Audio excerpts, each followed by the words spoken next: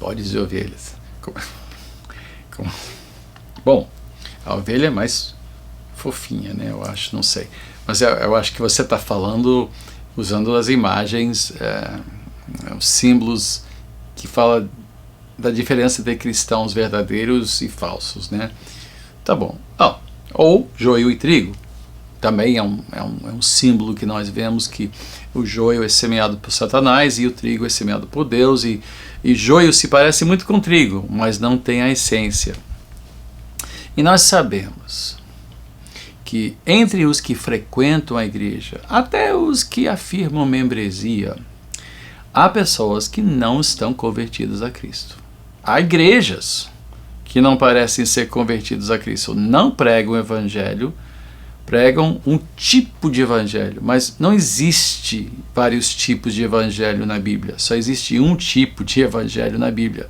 Qualquer evangelho que leve assim um qualificador, né, um evangelho traço social, evangelho traço de prosperidade, evangelho. Se você pregar qualquer evangelho com uma coisa acrescentada, aí você já esvaziou o evangelho. O evangelho é uma coisa só.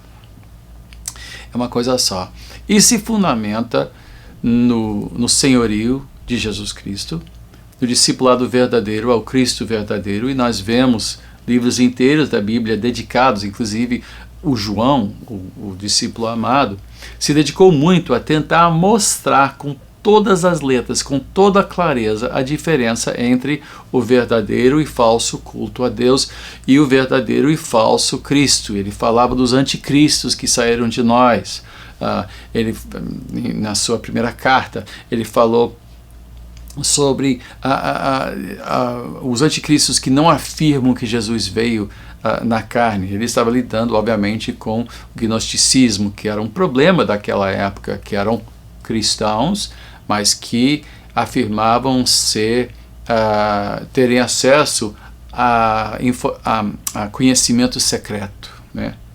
Tanto que gnosticismo quer dizer conhecimento, né? Gnosticismo, os conhecedores, os que tinham, digamos, essas revelações secretas a respeito de genealogias de anjos.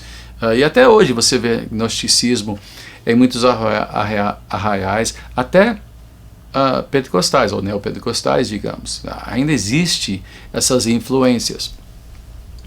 Mas a verdade é que só Deus sabe.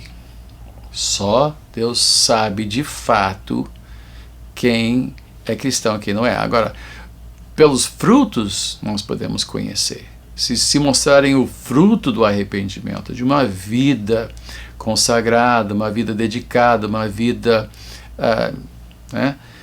agora, os que realmente não são, você tem graus assim de pessoas que estão caminhando, estão iniciando sua jornada, tem muito que aprender ainda tropeçam muito. Não é que não sejam cristãos, são crianças que precisam crescer, amadurecer na fé e tal. E você tem os farsantes, vamos dizer a verdade, porque a igreja é cheia de pessoas de bem e às vezes muito ingênuos, porque depois de sair do mundão, daquela vida, né, da lei da selva e tal, de repente descobrem a graça de Deus e pensam que todo mundo na igreja também é super crente, e não é. Então acabam se metendo em parcerias comerciais e contratando pessoas achando que essas pessoas são de bem e de repente não são. Aí que é preciso ter um bom pastor, um pastor que sabe, que pode dar referência e pode dizer, vem cá, vamos lá, aos passos pequenos aí, vamos dar os primeiros passos, não mergulha de cabeça ainda, vamos lá, vamos aprender, vamos caminhar juntos um pouquinho. Muitas pessoas entram na igreja e de repente, por causa daquela paixão enorme, Cristo me salvou, e tudo muda, se torna nova criatura. Mas de repente no entusiasmo infantil do recém-convertido, que é maravilhoso, é uma felicidade ver, que nem uma criança, você faz bilu bilu, é uma delícia, e é uma delícia ver pessoas no seu primeiro amor com Cristo, e aquele entusiasmo, e falam com todo mundo, chamam todo mundo de irmão, que não é irmão, mas chamam todo mundo de irmão, e saem falando, e isso é maravilhoso, Eu acho que esse berçário espiritual tem que ser cultivado. Agora, sabedoria é importante, por isso que nós temos que ter bons líderes que têm experiência de discernir. Mas só porque alguém está errando, você, isso aí não pode ser crente. Então, de repente é. De repente um crente que está começando a aprender ainda não rendeu todas as áreas da sua vida a Cristo. Um dia nós seremos perfeitos. Até lá, que Deus tenha misericórdia de todos nós.